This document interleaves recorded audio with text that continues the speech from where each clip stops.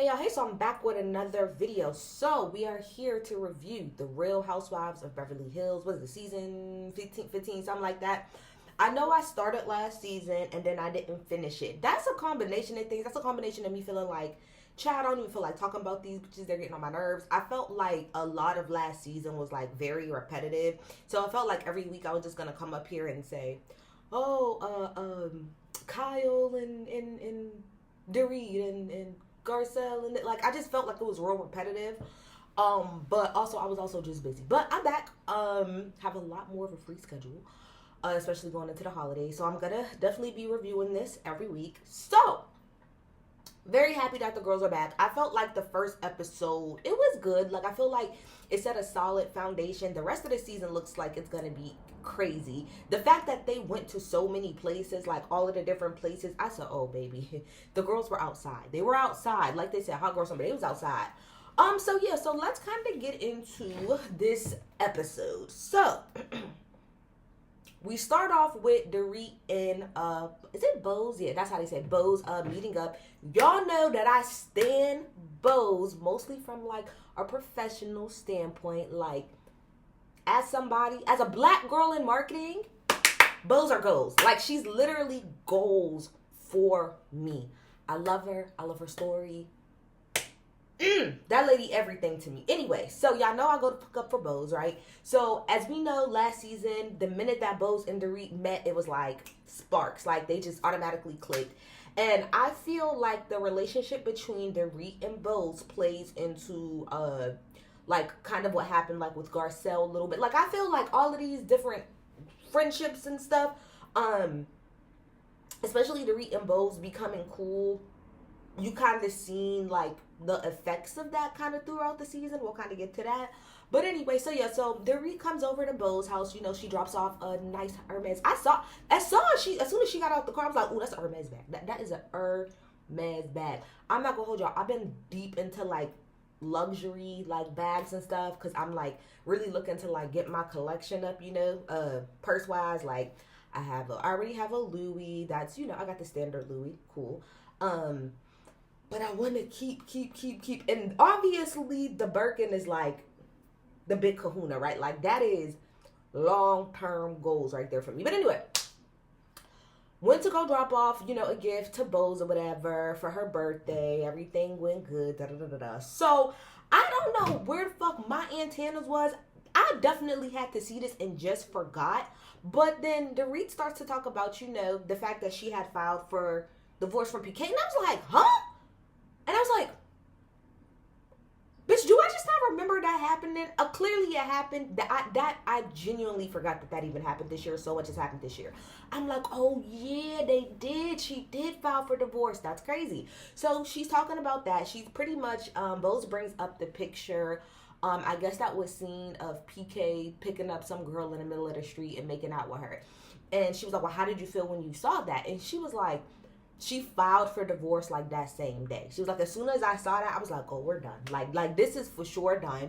And she filed. And I'm like, it's about damn time, because I don't know how long Dorit and PK was gonna keep playing this game. Like this was actually working when it clearly was not working. Get your bag, Dorit, and go about your day. Point blank period. PK ain't shit anyway. So like, get your shit, get your bag, and go take care of Mick Jagger and them, your kids, right? So she talks about that, you know, and just how that whole situation was between her and PK. She says that he wants joint custody, and she was like, absolutely not, absolutely the hell not. You're not even around enough. She's like, you don't live a life that's conducive for you to have children to be consistent. You are never here. And that's one thing that's pretty obvious. Like, one of the biggest things clearly throughout like all of these seasons is that PK pretty much just lives in the UK. It's like he primarily lives in the UK, even though his family primarily lives in the US, and he just comes and visits them. That's literally how it is. PK is never home. Never home. And you can't tell me that with all of the technology that we have and all of the work from home situations that he couldn't have made it better for him to work from home a little bit more. I don't know I can't remember everything that he does, but you definitely could have worked at home more, and I don't think PK ever really wanted to be home. I don't think he ever wanted to be around Dorit. I don't think he wanted to be around them damn kids. So I'm with her when she's like, Nikki, you not even, like, your life is not even conducive. Get the fuck out my face. Which is similar to what I was saying about Candy and Todd. But that's a whole nother conversation for a whole nother day. Anyway, they also talk about the relationship between her and Kyle because, you know, Dorit and Bose have got really, really close during this time. Bose was like, she was like, Dorit will literally send like a voice note that's 17 minutes long. I could only imagine how long Dorit's voice notes are. My goodness in heaven. I could only imagine. But it does seem like they've actually become really, really, really good friends since they've met. You can kind of tell that they really do have a friendship amongst each other. So again, Bose asked about like, how's everything with you and Kyle? Because we know at the reunion, they walked away being like, all right, we're going to try to fix this. Dorit pretty much said that like Kyle didn't reach out to her about her, like, I think maybe let's say it came out like on a Monday that she filed for divorce, that Kyle didn't like really contact her until maybe like 4 days later. So I guess she feels some type of way about that. And it's like, I mean, I don't know, like, I get what you're saying, but at the same time, like, everybody is different. Some people, and this is like, this ain't the same thing, but it's kind of like what happened with like the Drake and Metro thing. Like, some people might like interpret something very like hurtful like that to be like, let me give this person some time. Like, I don't want to be one of the first people that's down their throat and be like, oh my gosh, are you okay? Because you're probably already getting flooded with that. So I don't think that's, I think like let's give her a little bit of a break. At least she did reach out, and she did reach out within like the first week. So like, give her a little bit of slack there. So then we go over to Kyle's house or whatever. Kyle is there with her girls. All of the girls are grown as hell. One of them is getting married or whatever. And they was talking about how she was like, okay, so this is what it gets down to. The one that's getting married, she's like, look, he's not allowed to bring no date, and neither are you. Okay? Kyle's like, I mean, I don't even have dates. She's like, but if you did, you cannot bring them. So, you know, they're kind of pretty much talking about, like, just how pretty much Mo been showing his ass ever since him and Kyle wasn't together no more. How every 5 seconds you see him being a little thought bot or whatever. Like, he really been showing his ass since they got a divorce. And, like, I love that the girls were like, we just be like, I think one of the girls was like, I saw him picking this girl up in the middle of valet, and I texted him and I was like, you're doing way too much. And he's like, oh, I didn't even know that anybody could see me. She said, in valet, you're doing too much. And I don't think that people like really think about that type of shit. Like, you're really acting a fucking fool. You still have daughters. Like, they're grown and we get that. But at the end of the day, y'all are a very, like, well-known, famous-ass family. And you're really out here showing your ass. You're showing your ass. And I love how Portia, shout out to her for going to therapy. Portia was like, when she was like, does any of your friends ever ask you about it? She was like, yeah, and when they do, you want to know what I say? My dad's just being the hoe. I said, period. Period. Like, the girls are clocked in, the daughters are clocked in, and they're like they said, they're gonna check you. Mo, you're out here you are out here looking crazy. Like, it's nothing wrong with being single and having a nice time, but you are genuinely showing your ass like you don't have 5 grown ass. Like, your daughters are literally getting married, and you're literally outside acting like you're a smooth 21-year-old. Like they said, have a little bit more discretion. Act like you've been somewhere. What the hell? Mo really been showing his ass ever since they got divorced. But I'm glad that the girls is on his ass. Because I would curse my daddy out too. Like, have some decorum, bitch. Like, I don't got time for people to be calling me every 5 seconds because they see you outside being a hoe. I know that's right. So then we meet one of the newer cast members, which is Rachel Zoe. So thankfully, similar to Boz, I know who the hell Rachel Zoe is. I'm like, Rachel Zoe, isn't that the stylish fashion designer? Yes, that's exactly who it is. So we see Rachel Zoe going over to Kathy's house.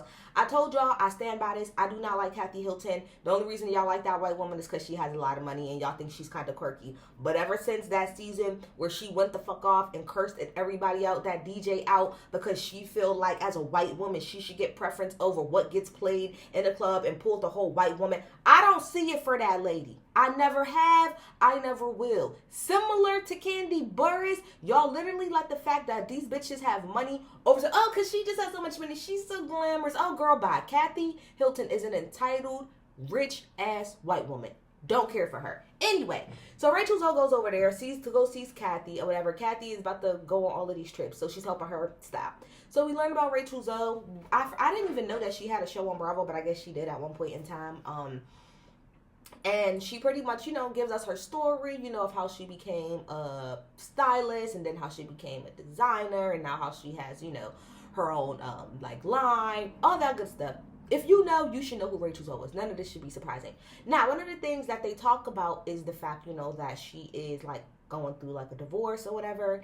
And I love this part because I'm real different on how I think about certain things, especially when it comes to relationships. But, okay, so her and her husband, or her ex-husband, they have 2 children together, right? One that's 14, one that's 11. She said that they were married for 18 years. They were married for 18 years before they had a child. Once they had kids, as she said, things changed. And now we are where we are. And the reason why I love that, I don't want to say I love that, but I'm saying I like her telling that story, and she keeps emphasizing, because when she told the girl, she emphasized as well that they was together for 18 years before they had kids, and then once they had kids, it was just like, what the hell is going on? And that kind of, long term, they end up getting a divorce. And I find that interesting, and I like the fact that she brought that up, is because, again, I look at things differently. I hate the idea that a lot of women, okay, for example, a lot of times when you see people, let's just say celebrities or whatever, that have children, and maybe they're not necessarily married, right? And the first thing that all of the women, see, this is why y'all need to get married, and see, y'all keep having kids with people and not being married to them. And it's I've always felt like this marriage, depending on how you value it, it's great and it's awesome. But it seems like a lot of women feel like you being married is a shield from anything happening to you. So a lot of people get judged oh, well, you want to see why this didn't work out? Because you had a baby with somebody that you wasn't married to, and that's the problem. And it's that's not always necessarily the case. I need women to stop thinking that just because you're married, it is going to somehow shield you from certain things that happen. Is it going to lessen the likely? No, not that either. Because a lot of times niggas won't even show their ass until after the fact. So again, let's go back to Rachel Zoe for a second. Like she said, they were married. So if we're going off a lot of people's theory, you're talking about people that were married for 18 solid years. 18 solid years before they had a child. Had a child, and as she says, then things really completely changed. He became somebody that I didn't know. And now she's now getting a divorce. The same thing that happened, not exactly, but Cardi got married. She did it the quote-unquote right way. Now, yes, she was pregnant, but she got married. She stayed married. She had multiple kids with this nigga, and look how he did her.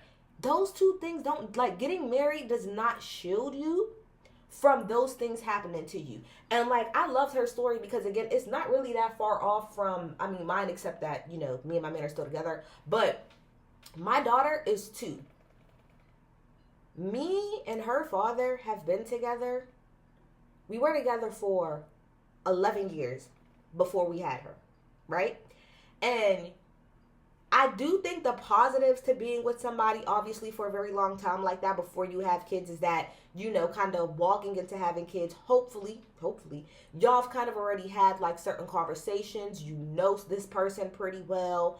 There's a lot of, it's not like when you meet somebody maybe and then within the first year y'all have a baby, because then not only are y'all learning to be parents, but y'all are learning each other. By the time you get to around that atmosphere, you kind of know the person that you're with. So by the time a baby comes along, you do have issues, but it's not what am I trying to say? It's not really foundational issues, if that makes sense. It's not oh, well, you're insensitive. It's we know all of this shit about each other walking into it. However,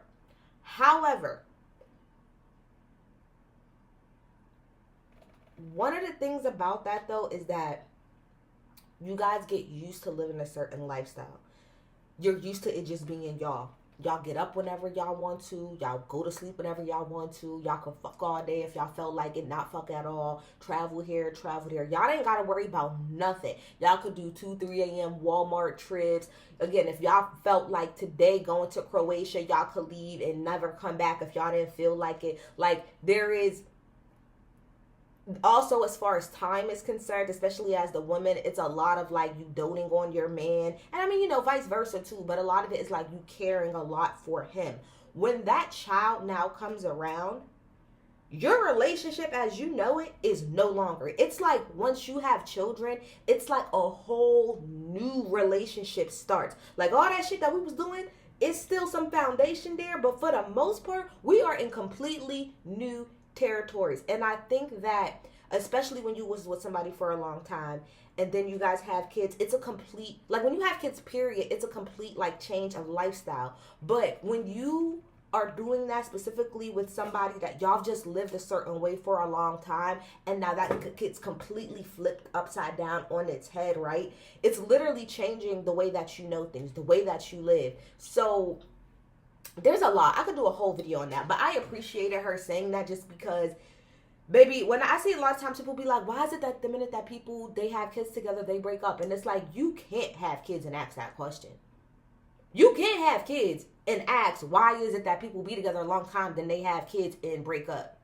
If you had kids, you would understand very much so why people break up the minute that they have kids. It is a stressful ass situation. Anyway, I don't want to stay too long on that. But anyway, let's keep going. So,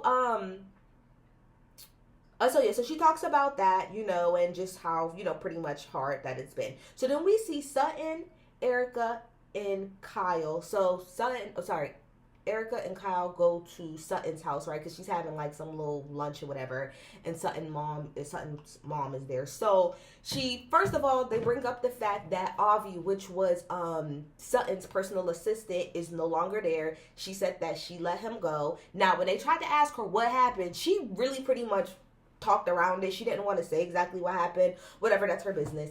But she didn't want to talk about it. And she was like, but that was hard because that's like me losing a friend. And Kyle was like, I mean, she was pretty hard on Avi. Can I just say that I always think that this is interesting? I think it's really interesting when you start to call the people that work for you in the capacity that Avi worked for Suttton your friend. The reason I find it interesting is because you guys, how is that a true friendship when y'all are never on evil, like, playing grounds? It's always you in this position and him in this position. So, like, y'all could be friendly, but I don't truly understand how y'all could ever really be friends when at no point in time do you make it that y'all were on evil, like, level playing field. He works for you. And you can work for somebody and still be friendly with them, but I always feel like that dynamic is never going to really be the same when at no point in time. Like, it's not like, from what we understand, that Avi and Suttton was really like hanging out with each other outside of some work basis shit. He pretty much damn near lived with you. Not lived with you, but he was your personal assistant. I mean, he did every single thing for you. So my thing is, yes, y'all could be friendly, but how could y'all ever truly be friends when, like, they showed the clips of how you talked to him, how you was doing him. Y'all never was able to really, like I said, develop a friendship outside of y'all workspace. I don't really see how that's possible. That was never going to end well, ever. But she doesn't really want to talk about that. Then we talk about Garcelle. Okay, so Garcelle was like really like the main topic of a lot of this fucking this episode. So Garcelle didn't even finish the reunion. Well, she kind of finished it. She just didn't want to take the picture. She left out of the reunion, and soon after that, quit the Real Housewives of Beverly Hills. Her reasonings pretty much is she feels like, she kind of feels like isolated, and she really was hurt because she felt like Suttton did not have her back at all during the reunion, and it was very much so blindsiding to her, and she feels, so she pretty much, it just felt like Suttton didn't have her back, and because of that, she pretty much don't mess with her, so she's not on the show. She has not talked to Suttton. None of that. We're going to get into why I feel like all of that happened. But we're going to wait until later into the episode to talk about that. And then, let me see. When they were all at the lunch as well, right? I think they started to talk about PK and Dorit and their divorce and everything like that. And I don't know why. This is what I'm going to say. Kyle don't be making a good case for herself the way that she like kind of defends PK, right? Because when they were sitting there at the table, they were talking about the picture. And Suttton was like, I think he did that shit on purpose. Like, I think he did it on purpose to like get a rise out of her. And Kyle was like, well, no, like, not to defend, but he didn't know that there was there. Like, I don't think that he knew that. And to me, that's what prompted Erica to ask, like, are you still talking to PK? Like, have you been in contact with him at all since everything? And she says, no, not at all. I think Kyle's a liar. I think Kyle may not talk to PK, but I think Kyle has talked to PK. I think Kyle's a full-fledged liar. I absolutely believe that since Dorit has filed for a divorce, that she has talked to PK. I think Kyle's a liar. I don't believe anything that comes out of her mouth. So then we go over to Rachel Zoe's house. You know, I like this scene because I thought it was cute. Her son, so smart. Either he is somebody's therapy or he really be deep in the Google searches. She was like, well, how are you doing, you know, with like the divorce? And he was like, you know, divorce is always rough on people, but you know, it just is what it is. But I also feel like, especially like over there, Beverly Hills, real rich white kids, all of them kids' parents got a divorce. I'm pretty sure every single, at least half of his friend group has went through something where their parents got a divorce. Especially, like I said, over in that little area over there, it probably ain't nothing. It probably is not that big of a fucking deal as it used to be. Not no more. Them kids is used to you bitches going through divorces over there. She also, I thought this part was interesting, right? So she was like, you're gonna go, you know, to stay with dad, you know, before you go away for your sleepaway. And he was like, she said, is that gonna be okay with you? And he was like, as long as I can get you in the morning. Like, can I come get with you? Like, can me and you be together in the morning time? And then if that's the case, then that's fine. She was like, yes, me and you could be together in the morning time. He was like, oh, okay. And I love that. Not love that, but I think that shows a lot of insight into whatever relationship they might have with their father.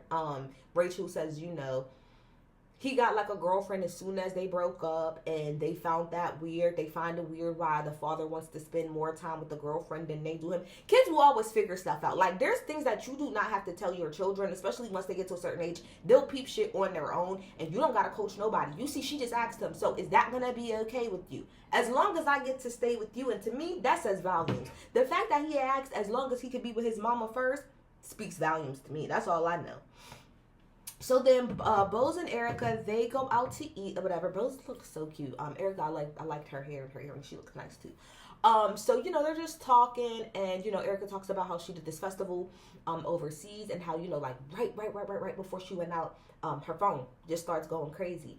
And it's pretty much, you know, them saying that, Tom was sentenced to jail. Tom got 7 years. And Bose was like, well, how do you feel about that? And she was like, I don't really know. She was like, it's weird. And in her confessional, she was like, part of me, like, I want to, like, get that closure from him. But at the same time, she's like, what does that even do? And I'm like, at this point, Tom's mind is so gone. I don't even think he would even recognize you, to be quite honest. Tom's mind is fried. I don't even think that man would even know anything. Once she said that, though, I thought about it. I'm like, yo, we've almost seen everybody's marriage on this show deteriorate. And there's nobody left on this show that's married except Boz is engaged. Like, in real time, Boz is engaged. So the only person that's going to be an actual wife or housewife on this show is going to be Boz, because we saw Kyle and Mauricio's marriage. When she started, she was married. We saw that marriage deteriorate. When Erica came on this show, we saw her and Tom together. We saw that marriage crash and burn. Dorit and PK, when they came on, they was married. We saw that go down the drain. Rachel Zoe is not married. And yeah, Suttton is not married. But Suttton came on the show not married. So yeah, this is like a housewifeless. This is a wifeless ass housewife show. So then, right, this part, let's get into it, Boz. Because Boz was waking it up and shaking it up for me this episode. So then they start to talk about Suttton, right? Because Erica was like, they went over to her house. And she was like, oh, well, how's everything over there? And she was like, you know, I heard about Avi and all this other stuff, like, what's going on? She was like, she didn't really want to talk about it. And Boz pretty much said that these are the facts. Like, Boz told nothing but facts here. She said, this is the thing. She was like, I don't really know who Suttton is. Suttton constantly changes. She's a shapeshifter, and she doesn't have any friends. She has no friends in this group. So she was like, yeah, so she's gonna try to be as nice to everybody as possible. I said, come on, Boz, because now we can get into the things that I was talking about earlier with Garcelle. This is the point of the matter, because Dorit ended up saying later, do you think that Garcelle was friends with, was like just pretty much cool with you to be in an alliance, or do you think it was a real friendship? And I'm going to tell you something right now. What Boss said is fact. And I don't agree with Carlos King a lot, but Carlos King said this like 2 seasons ago, and y'all all jumped on his ass. Carlos King said Suttton and Garcelle are not really friends. They're friends out of convenience. They're friends out of allyship. Now, they might actually like each other now, but the point of the matter is they're friends with each other because they don't have any other friends on the show. And y'all jumped on his ass about that. And when it gets down to the get down, he was not lying. And I had put this in the comments, I remember at that time, and I think I did a video on this too. Let me see. Let me double check, because I want to make sure. I'm trying to make sure that I got the order of people. I want to make sure that I got this right? I want to, who came on the show first? Was it Garcelle or Suttton? Who came on first? I feel like it was Garcelle. Was it Garcelle who came on, or was it Suttton? Yes, I knew it was Garcelle. Okay. So, this is literally how this went. Garcelle comes on the show.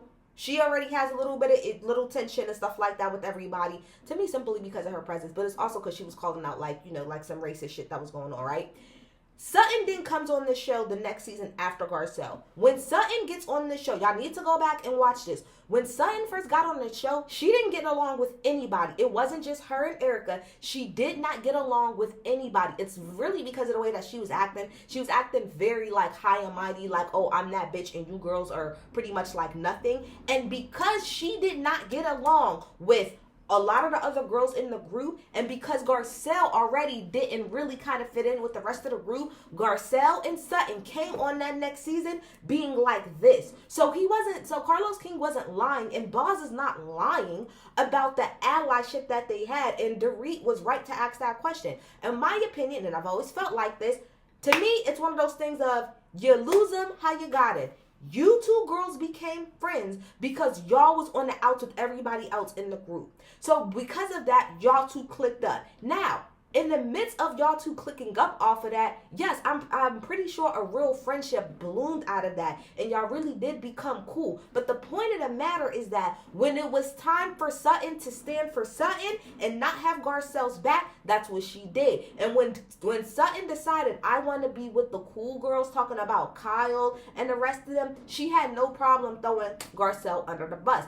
And if you've been watching my reviews, I've been saying for years at this point that I never liked the way that Garcelle would pretty much speak for Suttton. She did it a lot last season. She did it a lot of the seasons before. A lot of times Suttton will have like a lot of mouth, either in confessionals or when it's like just her and Garcelle. But then when she gets in front of the group and it's time to speak on those things, she's always quiet, and it's always Garcelle that has to pretty much push her out the window damn near to say how it is that she feels. It happens every single time they have a freaking problem and Suttton doesn't want to say something. You always see Garcelle jump up and pretty much speak out for her friend. And I've been saying for years, I don't like that Garcelle does that, because when Garcelle, number one, does that, Suttton never actually takes the reins and runs with it. She always backpedals and pussy pops. And number two, Suttton doesn't do that for you.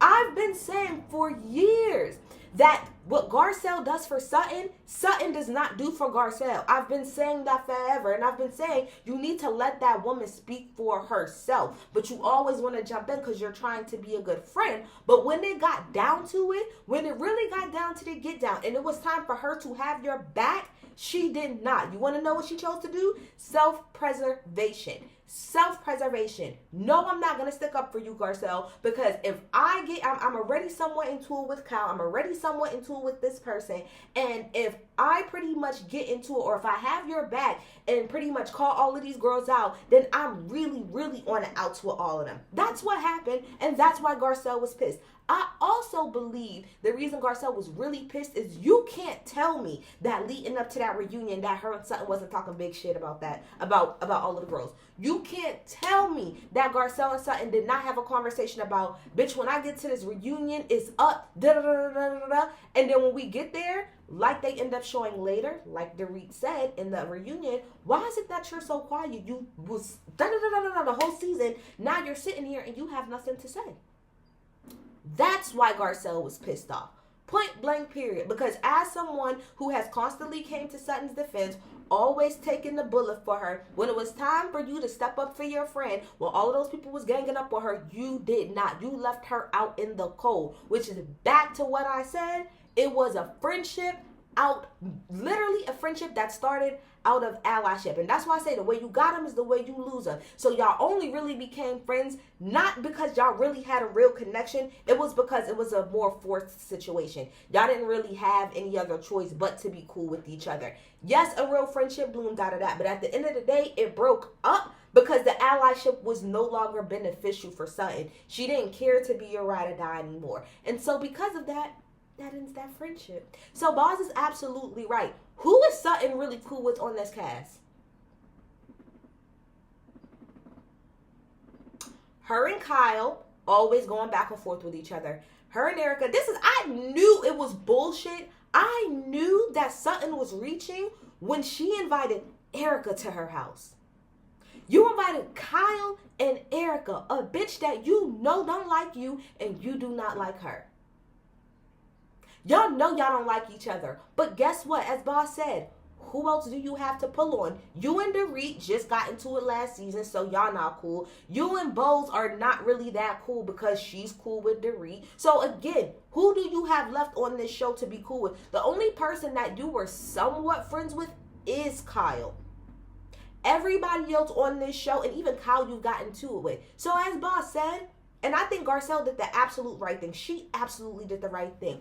Oh, you don't want to have my back? You want to take sides with these bitches and not have my back? Bet. Now I'm going to let you float out on your own. That's the best thing Garcelle could have done, was take herself out of it. And now let me see you float on your own. Now you pretty much, similar to what Gizelle had to do last season on the Real Housewives of Potomac, which is you pretty much had to be cool with everybody because Robyn was no longer there and Karen was no longer there. So because of that, you had no choice but to be nice to everyone. Otherwise, who would you have to film with? That is what's going on with Suttton. Suttton is not really friends with any of these people, but for her to maintain her position on this show, she has to act like she's cool with somebody. Otherwise, she ain't gonna have nobody to film with, aka you won't have a spot on this show. So as Boss said, you now have to be nice and kiss ass all season, hoping that somebody will take you into a friendship because you have no friends on this show. Boss did not lie. Boss didn't lie, said, come on. Let's tell the truth of the matter, okay? Let's tell the whole truth of the matter. So, we get to Kyle's party, right? And again, Garcelle comes up again. I just went on my whole rant about that.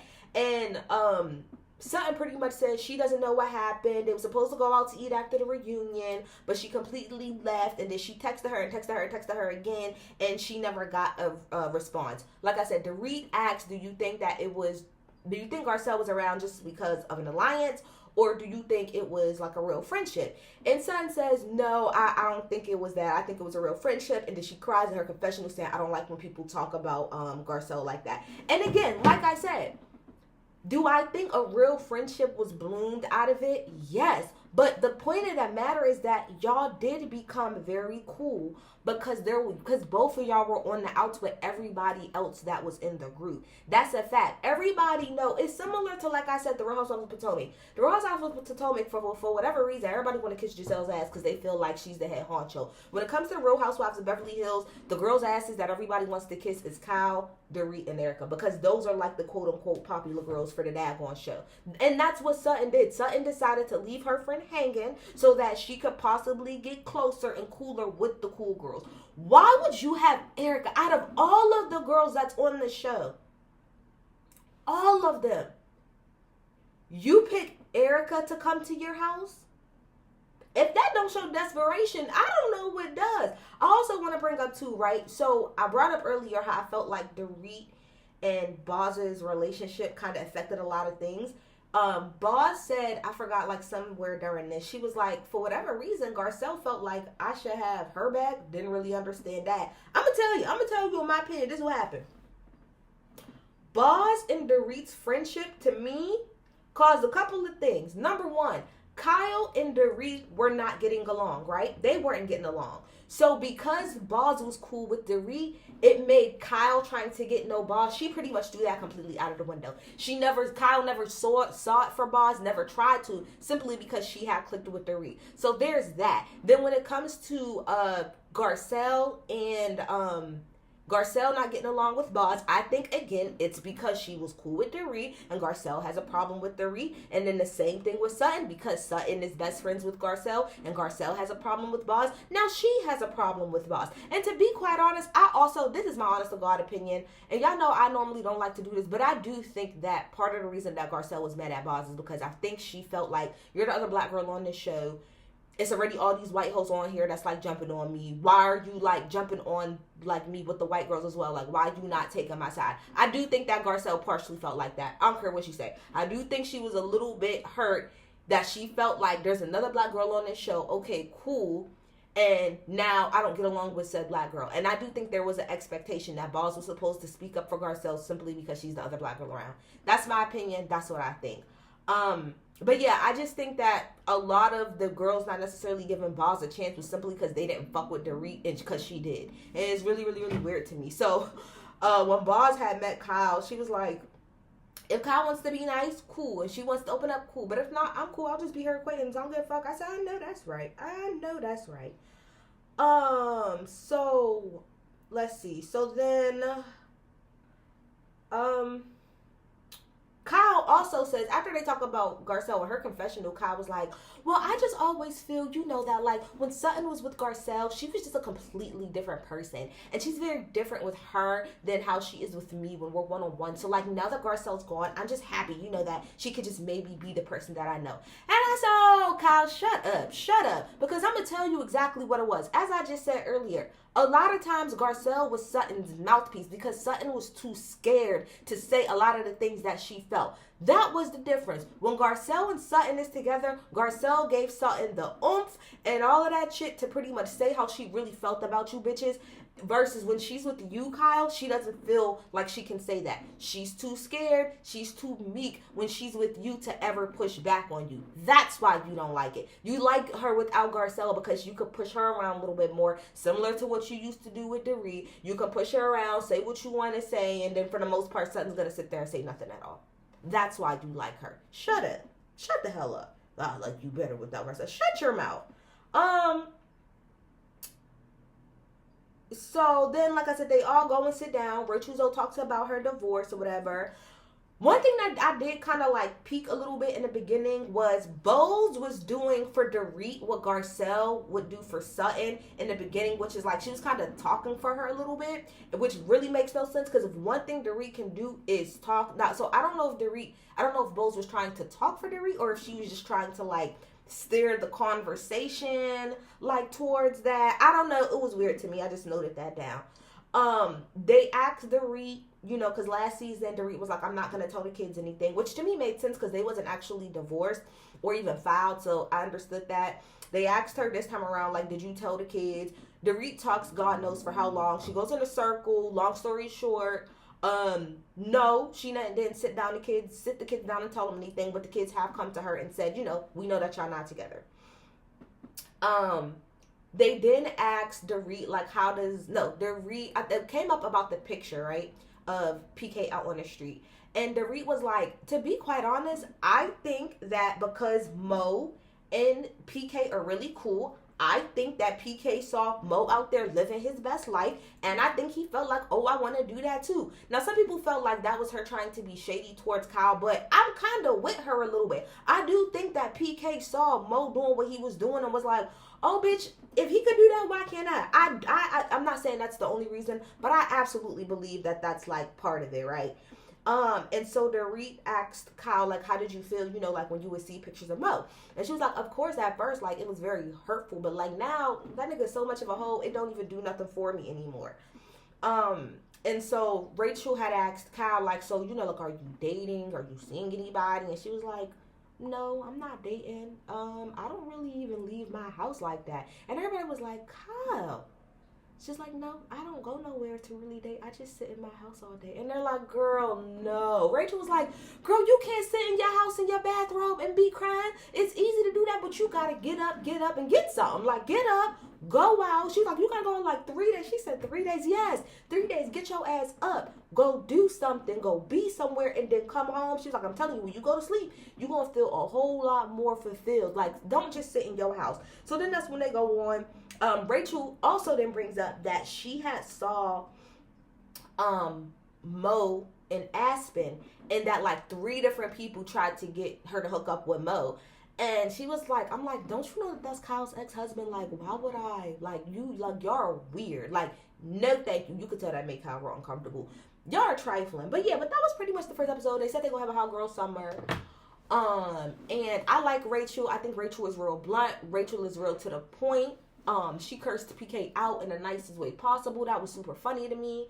The rest of the season looked like it's gonna be, the rest of the season looked like it's about to be so good, baby. They are going the fuck off. I love that little pre-trailer. It's gonna be something this year. But yeah, y'all get in the comments. Tell me what y'all think.